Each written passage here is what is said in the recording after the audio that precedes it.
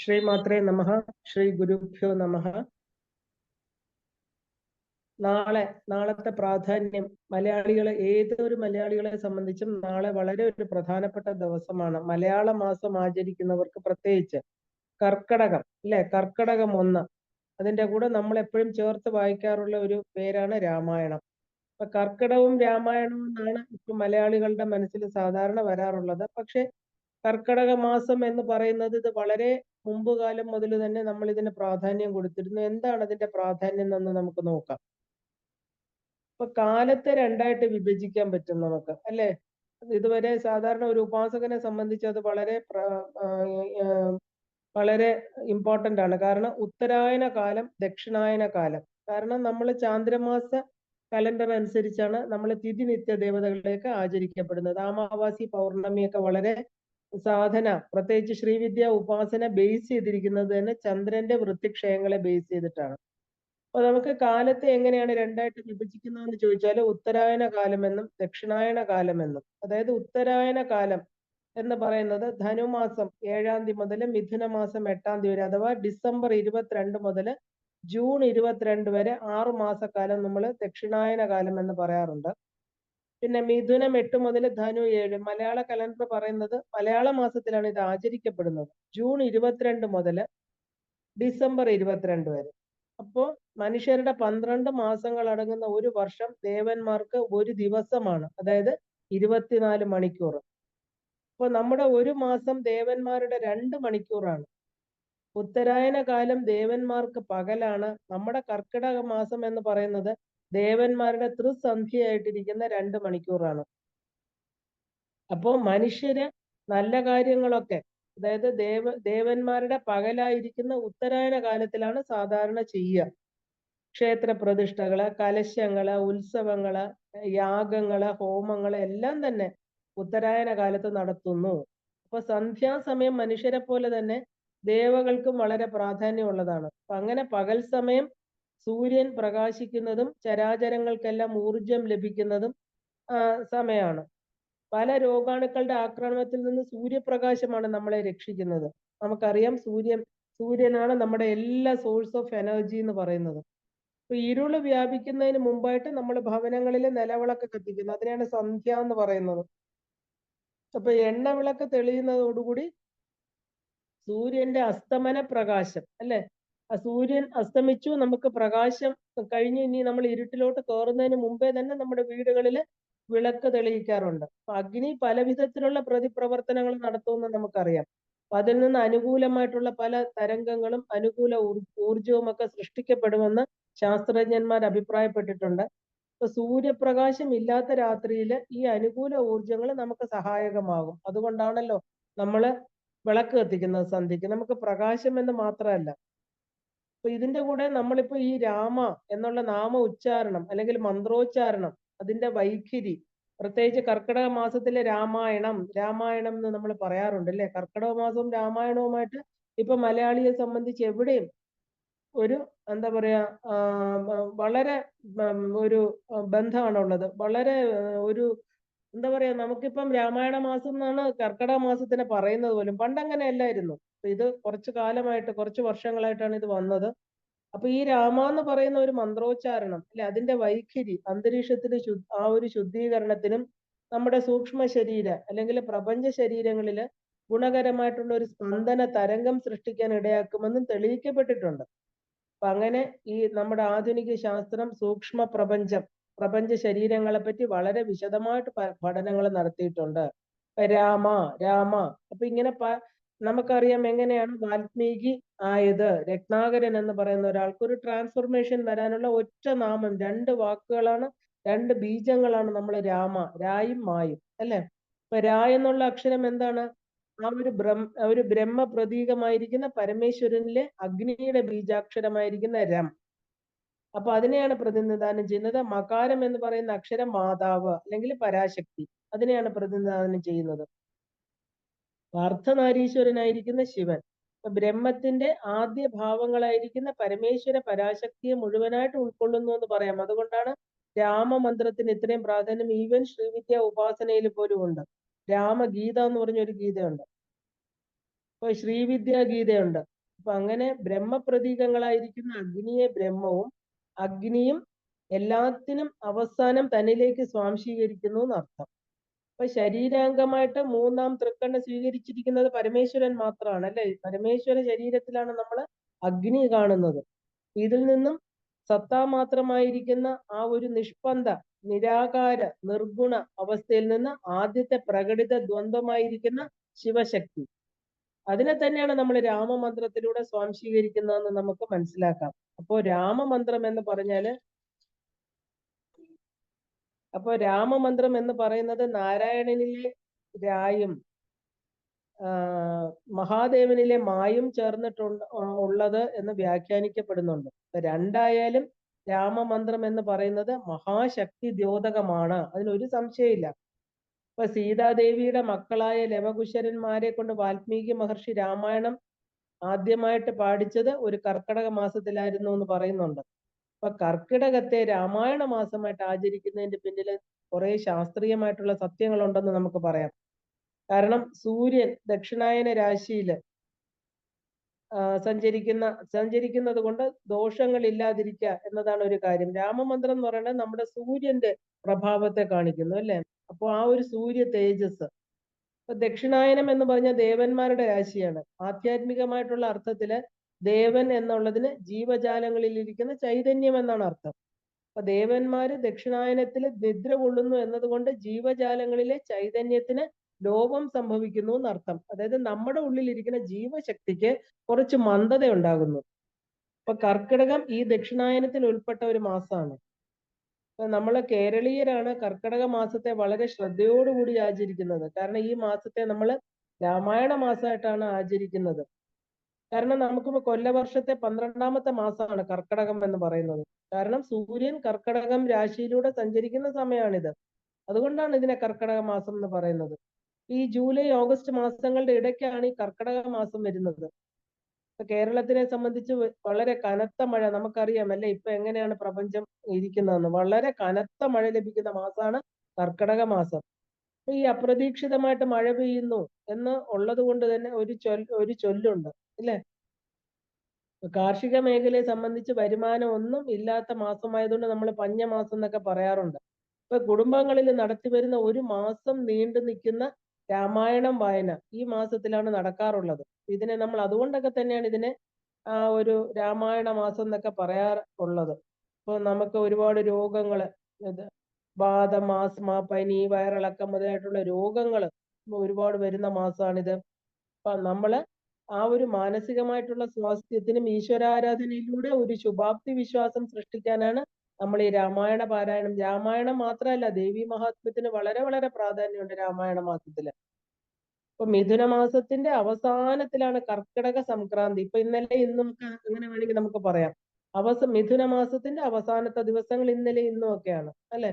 അപ്പൊ നമ്മുടെ വീടുകളിൽ തന്നെ ആ ഒരു എന്താ പറയാ മാറാലയും പൊടിയും ഒക്കെ അടിച്ച് വൃത്തിയാക്കി ചേട്ടാ ഭഗവതിയെ പുറത്താക്കി ശ്രീ ഭഗവതി അകത്തേക്ക് പ്രതിഷ്ഠിക്കുന്ന ആചാരങ്ങളൊക്കെ ഉണ്ട്. അപ്പൊ ഇതിനൊക്കെ തന്നെ ഒരുപാട് ആന്തരികമായിട്ടുള്ള അർത്ഥങ്ങളും ഉണ്ട്. അപ്പോ എന്തിനാണ് ഈ ഒരു 30 ദിവസം നമുക്ക് രാമായണം വായിക്കുന്നതെന്ന് ചോദിച്ചു കഴിഞ്ഞാൽ നമുക്ക് മനസ്സ് വല്ലാതെ ഒരു മന്ദതയിലേക്ക്, നമുക്കൊരു തമസ് ബാധിക്കുന്ന സമയമാണെന്ന് പറയുന്നു. ഇപ്പൊ രാമായണം പണ്ടൊക്കെ 2 ആഴ്ച കൊണ്ടൊക്കെ വായിച്ചു തീർക്കുന്ന ഒരു എന്താ പറയാ രീതി ഉണ്ടായിരുന്നു. ഇപ്പൊ ശ്രീരാമൻ എക്കാലത്തും മാനുഷിക ധർമ്മത്തിന്റെ പ്രതീകമാണ്. സത്യത്തില് ധർമ്മത്തിലൊക്കെ അടിയുറച്ച സത്യധർമ്മങ്ങളിൽ അധിഷ്ഠാനമായ ഒരു ജീവിതമാണ്. കാരണം മാനുഷിക വികാരങ്ങൾക്കെല്ലാം ഒരു വിലയും കൊടുക്കാതെ പ്രദർശിപ്പിക്കാതെ മനുഷ്യനായ രാമൻ സത്യത്തിനും ധർമ്മത്തിനും വേണ്ടി നിലനിന്ന ഒരാളാണ് അല്ലെ. അപ്പൊ അതിനേക്കാളും ശുദ്ധമായിട്ടൊരു ഗ്രന്ഥമില്ല.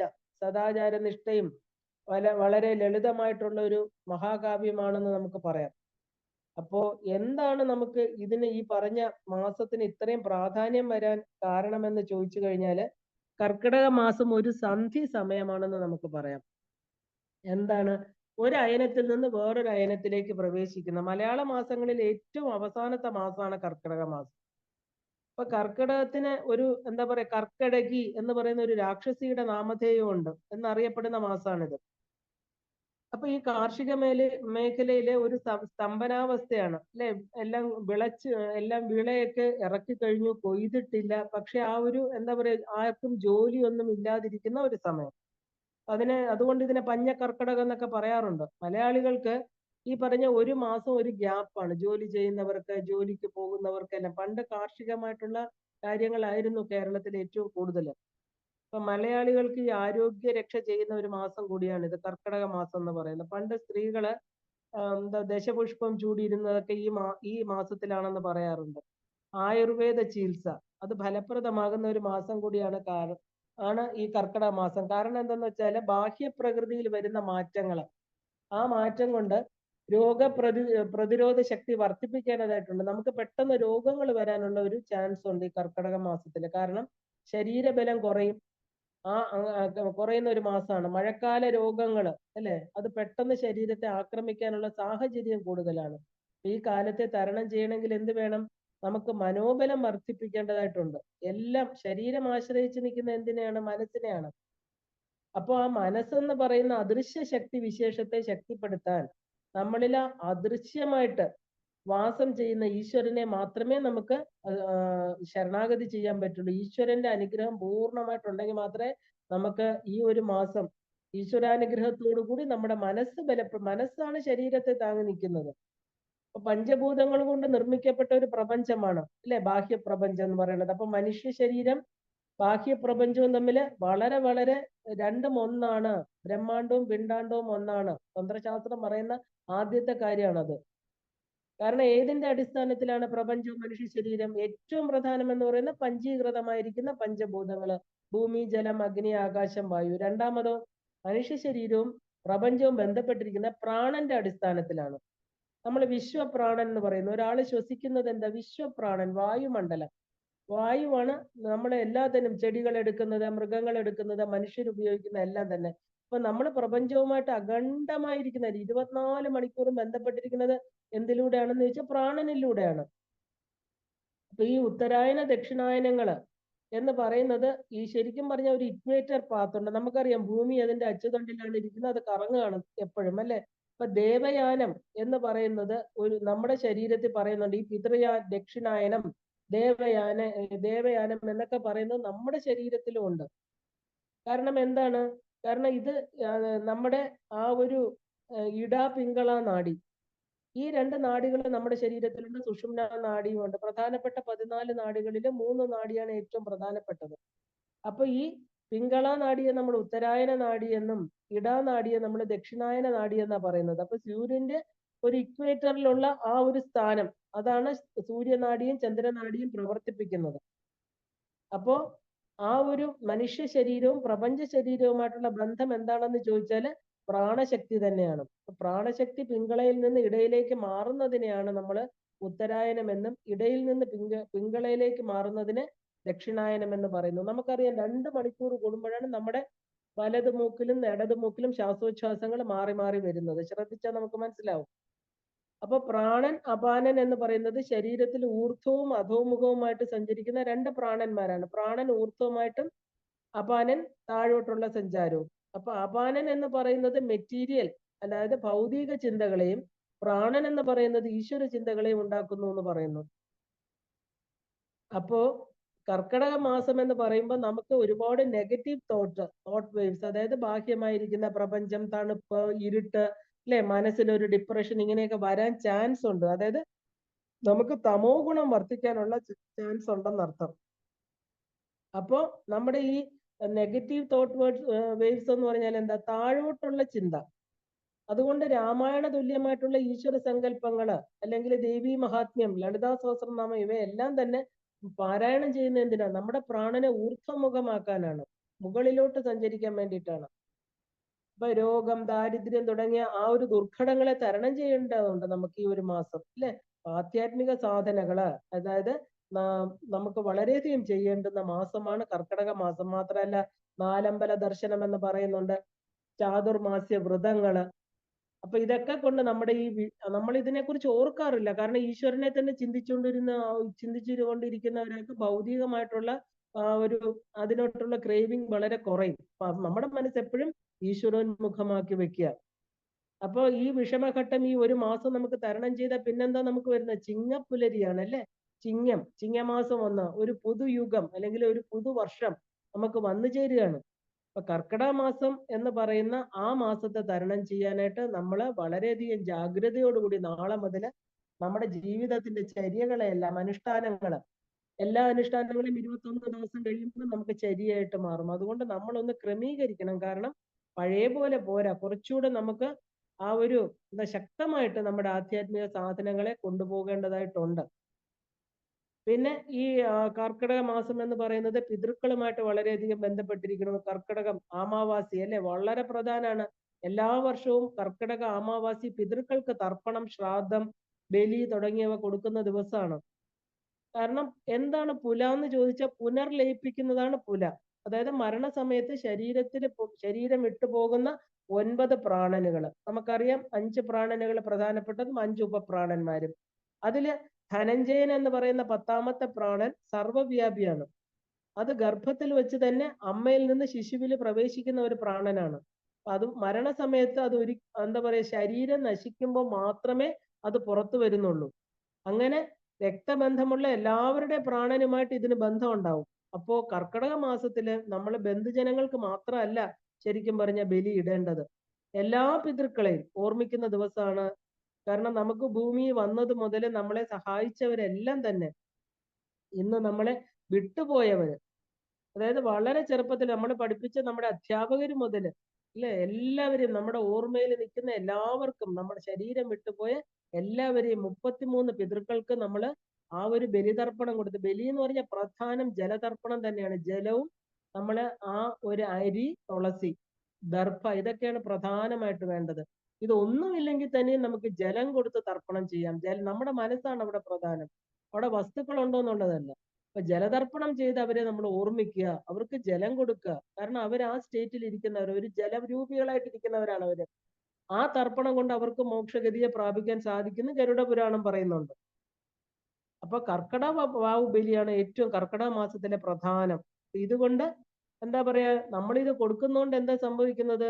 ജീവിച്ചിരിക്കുന്നവർക്ക് ആയുരാരോഗ്യ സൗഖ്യം, 7 തലമുറയ്ക്ക് ഐശ്വര്യമൊക്കെ ഉണ്ടാകുമെന്ന് കരുതപ്പെടുന്നു. കാരണം നമ്മുടെ DNA എന്ന് പറയുന്നത് 7 തലമുറയുമായിട്ട്, പോയ തലമുറ 7, ഇനി വരാൻ പോകുന്ന 7 തലമുറ അല്ലെ, നമ്മൾ അതിന്റെ മിഡിലാണ് നിൽക്കുന്നത്.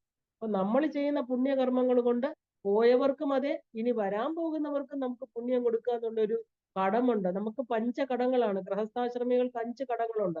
അതിൽ പിതൃകടമാണ് ഏറ്റവും വലിയ കടം. ആ മാതാപിതാക്കന്മാർക്ക്, മരിച്ചുപോയ അവർക്ക്, അവരുടെ ആത്മാക്കൾക്ക് വേണ്ടിയുള്ള പ്രാർത്ഥന, അത് അവർ മരിച്ച ദിവസം ചെയ്യാം. പക്ഷെ കർക്കിടക മാസത്തിലെ അമാവാസി എന്ന് പറഞ്ഞാൽ എല്ലാ പിതൃക്കൾക്കും വേണ്ടി ചെയ്യുന്നതാണ്. ഇത് കൊടുക്കുന്നത് കൊണ്ട് എന്താ, നമുക്കതുകൊണ്ടാണ് പുണ്യം, അല്ല അവർക്കല്ല ഏറ്റവും കൂടുതൽ പുണ്യം, നമുക്ക് തന്നെയാണ്.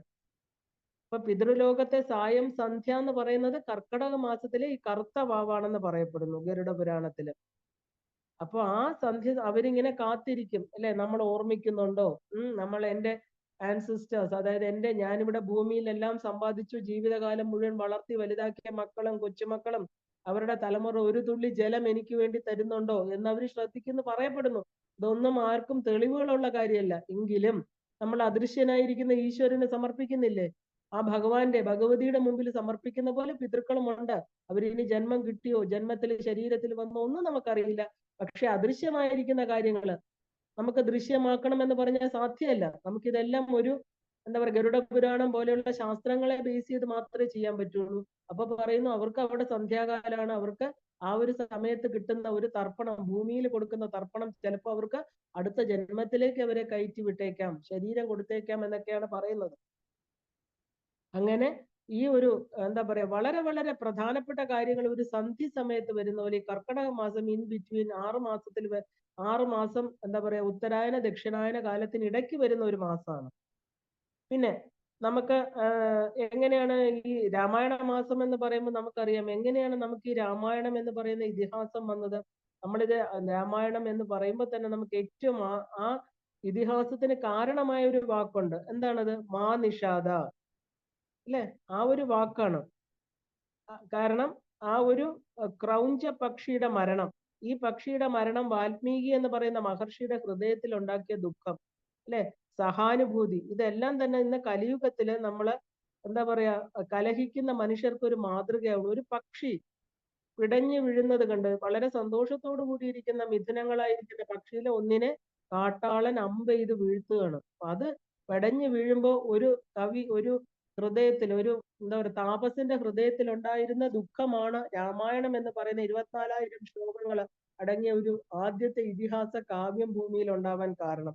ഒരു എന്താ പറയാ, നമ്മുടെ സഹജീവികള്, ഒരു പക്ഷിയാണെങ്കിൽ പോലും ആ സഹജീവികളോടുള്ള ആ കരുണയാണ് അവിടെ കാണിക്കുന്നത്. ഇന്ന് ഈ കലിയുഗത്തിൽ നമ്മൾ എന്താണ് കാണുന്നത് നമുക്കൊന്ന് കമ്പയർ ചെയ്ത് നോക്കാം. കാരണം മനുഷ്യർക്ക് മാതൃകയാകേണ്ട ആ ഒരു എന്താ പറയാ, ഒരു ഗുണം ആണ് അത് കാണിക്കുന്നത്, അല്ലെ? എല്ലാ മനുഷ്യർക്കും മാതൃകമായിട്ട് ആ ഒരു ശ്രീരാമചന്ദ്ര പ്രഭുവിന്റെ ചരിതം കേൾക്കാനും പഠിക്കാനും ഒക്കെ കാരണം ആ ഒരു മനുഷ്യ മനസ്സിന്റെ സമഗ്രമായിരിക്കുന്ന ഒരു മാറ്റം. ഒരു പക്ഷിയെ അമ്പെയ്യുമ്പോ ആ എന്താ പറയാ, മനുഷ്യനില് നമ്മളിന്ന് ആരെയൊക്കെയാണ് കൊല്ലുന്നത്? പക്ഷികളെയാണോ മനുഷ്യരെയാണോ കൊന്നു കൂട്ടുന്നത്? ഇല്ല, ചെറിയ ചെറിയ നിസ്സാരമായിട്ടുള്ള കലഹത്തിന്റെ പേരില്, കുറച്ച് ഭൂസ്വത്തുക്കളുടെ പേരില്, ഇല്ലെങ്കിൽ ചെറിയ വൈരാഗ്യങ്ങളുടെ പേരിലൊക്കെ പക്ഷികളെ കൊല്ലുന്നതിനേക്കാളും ലാഘവത്തോടെ ഇന്ന് മനുഷ്യരെ കൊന്നെടുക്കുകയാണ് പാക്ക ഉള്ളിൽ വെച്ച്. അപ്പൊ നമ്മൾ ഈ ഗുണം, ഏത് ഗുണമാണ് നമുക്കിത് മനസ്സിലാക്കേണ്ടത് ഇതിൽ നിന്ന്? ആ മാ നിഷാദ അരുത് കാട്ടാള. കാട്ടാളൻ എന്ന് പറഞ്ഞാൽ എന്താ? വിദ്യാഭ്യാസം ഇല്ലാത്തവൻ, അല്ലെ? ഇന്ന് വിദ്യാഭ്യാസം സോക്കോൾഡ് നമ്മൾ പറയില്ലേ, എല്ലാ വിദ്യാഭ്യാസ യോഗ്യതയും ഉള്ളവരുടെ മനസ്സിൽ പോലും ഇന്ന് പകയും വിദ്വേഷവും ഒക്കെ കറുത്ത നിറത്തില് കലിയുടെ രൂപത്തിൽ ഇന്ന് പടർന്നുകൊണ്ടിരിക്കുന്ന ഒരു കാലഘട്ടമാണ്. നമ്മൾ മനുഷ്യരാശിയിൽ എങ്ങനെ പെരുമാറണം, അതാണ് നമുക്ക് കാണിച്ചു തരുന്നത്. ഓരോന്നും നമ്മൾ അതിന്റെ ആന്തരിക അർത്ഥത്തിലൂടെ വേണം കടന്നു പോവാൻ. രാമചന്ദ്ര പ്രഭുവിന്റെ രാമായണം വരാൻ കാരണം ഈ ഒരൊറ്റ സംഭവമാണ്, അല്ലെ? അപ്പോ ആ ഈ കാട്ടാളൻ മഹർഷി ആ അരുത് എന്നുള്ള വാക്ക്, ചെയ്യരുതേ, ചെയ്യാൻ പാടില്ലാത്ത കർമ്മങ്ങൾ ചെയ്യരുതേ. അപ്പോ അദ്ദേഹത്തിന്റെ ആ ഒരു വാക്കുകള്, അദ്ദേഹം എന്താ പറയാ, ചകിതനായിട്ട് അമ്പയ്യാൻ നിന്ന കാട്ടാളന്റെ കാല് തട്ടി പുറ്റിലെ പാമ്പ് പുറത്തു വന്നുവെന്നും പാമ്പ് കാട്ടാളനെ കടിച്ചു വന്നും, ഇല്ലേ? അമ്പ് ലക്ഷ്യം തെറ്റി പറന്ന ഒരു പരുന്തിനെ കൊണ്ടു കാട്ടാളനും പരുന്തും മരണത്തിന് അടിമപ്പെടും. ഇതാണ് കഥ.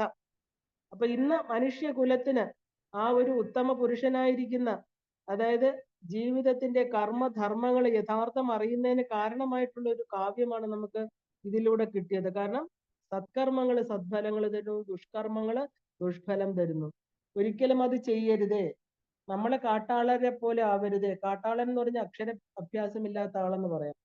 അപ്പൊ മനസ്സും ശരീരവും ശുദ്ധീകരിക്കാൻ കിട്ടുന്ന പുണ്യമാസമാണ് നമുക്ക് ഈ രാമായണ മാസം തന്നെ. എത്രയധികം ആധ്യാത്മികമായിട്ട് മനസ്സിനെ ഉയർത്താൻ സാധിക്കുന്നുവോ അത്രയും നമ്മുടെ ആ ഒരു ജീവന്റെ പ്രയാണത്തില് നമുക്ക് ഊർധ്വഗതിയിലേക്ക് ഉയരാൻ സാധിക്കും. കർക്കടകത്തിലെ ഒരു പ്രത്യേക ആചാരമാണ് ശ്രീ ഭഗവതിക്ക് വെക്കുക എന്ന് പറയുക. കർക്കടകം 1 മുതൽ ആ മാസം തീരുന്നിടം വരെ കേരളത്തിലെ ഹൈന്ദവ ഗ്രഹങ്ങളില് ശ്രീബോധി വെക്കുക എന്നൊരു ചടങ്ങ് പണ്ടേ ഉണ്ടായിരുന്നു. ശ്രീ ഭഗവതിയെ ക്ഷണിക്കുക, അങ്ങനെ ഒരു ചടങ്ങുണ്ട് ഇവിടെ.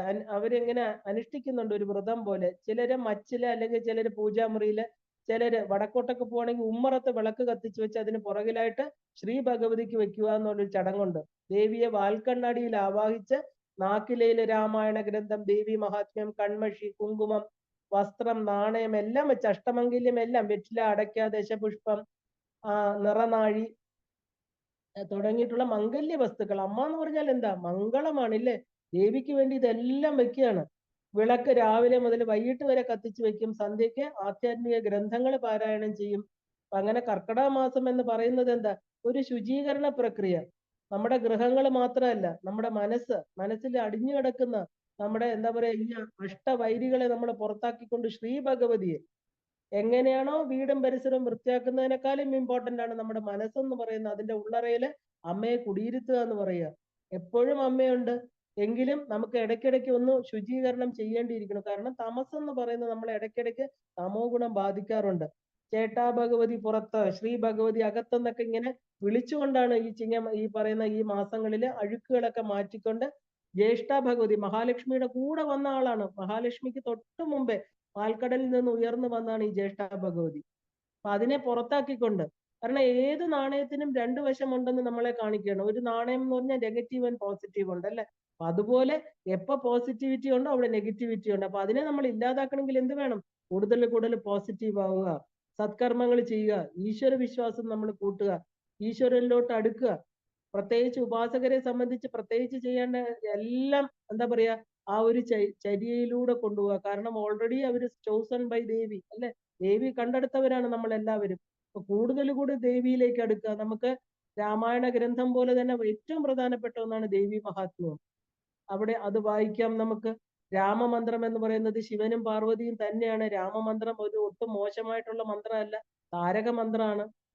അപ്പൊ ഇതെല്ലാം നമുക്ക് കർക്കിടക മാസത്തിൽ ആചരിച്ചാൽ തീർച്ചയായിട്ടും നമ്മളൊരു ചിങ്ങപ്പുലരി എന്ന് പറയുന്ന ഒരു പുതുവർഷത്തിലേക്ക് സന്തോഷത്തോടുകൂടി കൂടുതൽ ആരോഗ്യത്തോടുകൂടി, മനസ്സിന്റെ ആരോഗ്യം അത് ശരീരത്തിന്റെ ആരോഗ്യത്തിലേക്ക് പടർന്ന് നമുക്കൊരു പുതുവർഷത്തെ വീണ്ടും വരവേറ്റ് ഈ ദേവന്മാർ ഉറങ്ങുന്ന സമയം പോലും നമുക്ക് നമ്മുടെ പുണ്യകർമ്മങ്ങളെ വർദ്ധിപ്പിച്ച് ഇനി അടുത്ത വർഷം ദക്ഷിണായന കാലം കഴിഞ്ഞ് ഉത്തരായന കാലത്തിലേക്ക് ജനുവരിയിൽ പ്രവേശിക്കുമ്പോൾ ആ ചെയ്ത കർമ്മങ്ങളുടെ എല്ലാം പൂർണ്ണമായിരിക്കുന്ന ഫലം ഈ ഉറങ്ങുന്നവര് എണീറ്റ് ദേവന്മാരും ഈശ്വരന്മാരും എല്ലാം നമുക്ക് തരുന്ന ഒരു സമയത്തിലേക്ക് നമുക്ക് പ്രവേശിക്കണം. അതിൻ്റെതായിട്ടുള്ള എന്താ പറയാ കർമ്മങ്ങള് ഈ പറയുന്ന മാസങ്ങളില് ഈ കർക്കിടകം മുതൽ ഈ 6 മാസം നമ്മൾ ചെയ്യേണ്ടതായിട്ടുണ്ട്. അത് ചെയ്തു കഴിഞ്ഞാൽ തീർച്ചയായിട്ടും പൂർണ്ണമായിരിക്കുന്ന ഒരു ഐശ്വര്യ പദത്തിലേക്കായിരിക്കും നമ്മൾ പ്രവേശിക്കുന്നത്. അങ്ങനെ കർക്കിടക മാസം എന്താണ് അതിന്റെ പ്രാധാന്യം എന്ന് അറിഞ്ഞ് നാളെ മുതൽ നമുക്ക് അത് ആചരിക്കാൻ നമ്മുടെ ഗുരുപരമ്പരയും ആ പരാശക്തിയായിരിക്കുന്ന പ്രകൃതിയായിരിക്കുന്ന അമ്മയും നമ്മളെ അനുഗ്രഹിക്കട്ടെ എന്ന് പറഞ്ഞുകൊണ്ട് നമുക്കിപ്പോ ഈ വിഷയം ഇവിടെ നിർത്താം. ഇന്ന് നമുക്കിവിടെ നിർത്താം. എല്ലാവർക്കും ശ്രീമാത്രേ നമഃ.